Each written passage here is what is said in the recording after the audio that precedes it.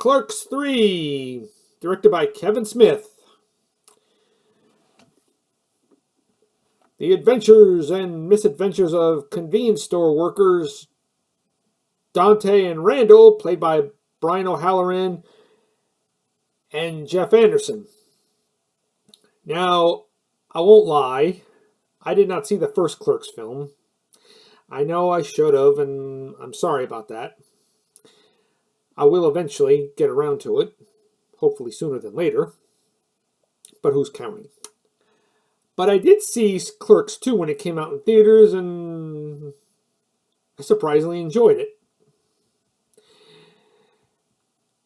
Now, what do I have to say about Clerks 3? Well, I saw it one night at a friend's house, and it kept my interest. How did it keep my interest? It had me stay awake the good part of the time, because if a movie can do that, that's how good it is. A movie can keep my interest enough to keep me awake. But then again, it was real late at night, so you probably understand that part, unless you're a gamer. I saw it at my friend Mike's house, Mike from My Passions, and Scott, who was with us, Scott from Mardi Gras Gaming. You know who they are. Of course you do.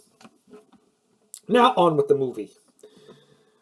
Randall, played by Jeff Anderson, suffers a heart attack.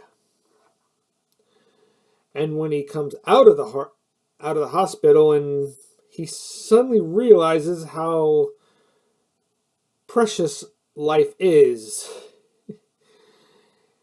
And that's what happens when you have a near-death thing. You just begin to cherish life more than you did before. And what does he do to cherish it?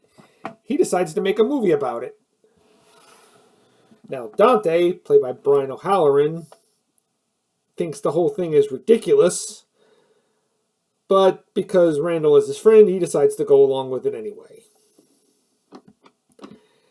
And that's about all I'm going to tell you. I don't want to give too much away.